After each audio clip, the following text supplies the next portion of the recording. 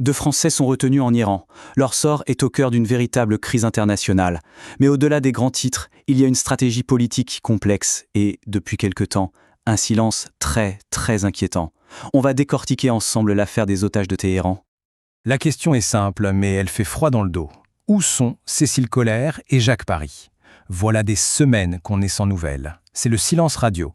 Un silence qui plonge leurs proches et la diplomatie française dans une attente absolument insoutenable. Bon, pour bien comprendre tous les enjeux de cette crise, il faut d'abord revenir au point de départ. Il faut parler d'eux, qui sont Cécile Collaert et Jacques Paris. Tout a basculé il y a plus de 2 ans. En mai 2022, Cécile Collaert, qui est syndicaliste dans l'enseignement, et son compagnon, Jacques Paris, sont en voyage touristique en Iran. Et là, ils sont arrêtés. Pour la France, ce sont de simples touristes. Pour Téhéran, ce sont des espions. C'est le début d'un terrible engrenage. Ils étaient donc détenus à Téhéran dans la prison d'Evin, connue pour être particulièrement dure. Mais un événement récent, une véritable catastrophe, a tout changé. Et depuis, plus rien, aucune nouvelle. Les autorités iraniennes se murent dans un silence total sur leur état de santé et même sur l'endroit où ils se trouvent. Il faut bien comprendre que leur arrestation, ce n'est pas un fait divers.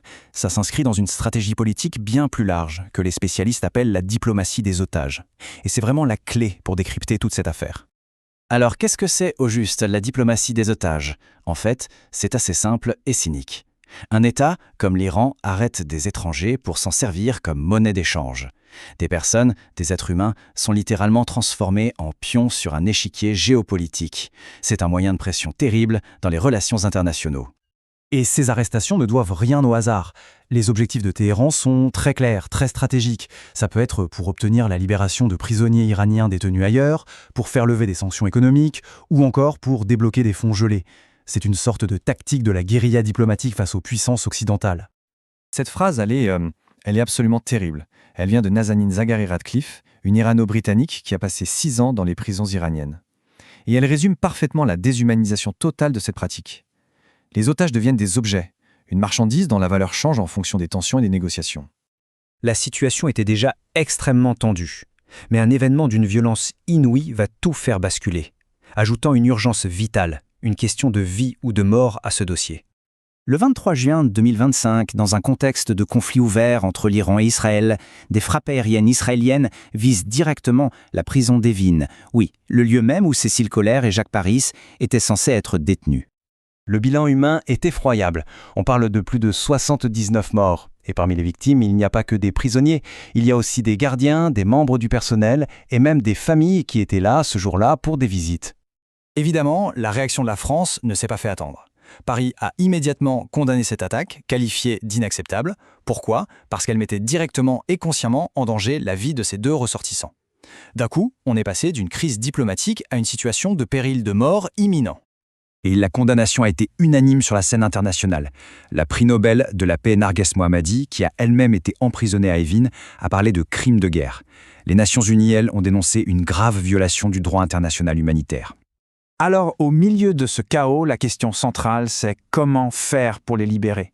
La voie diplomatique est plus étroite que jamais et chaque pas est un risque. Et puis, soudain, une annonce totalement inattendue. Une lueur d'espoir. C'est le ministre des Affaires étrangères iranien lui-même qui déclare publiquement qu'un accord d'échange de prisonniers avec la France serait sur le point d'aboutir. C'est un geste d'ouverture, un signal très fort envoyé par Téhéran.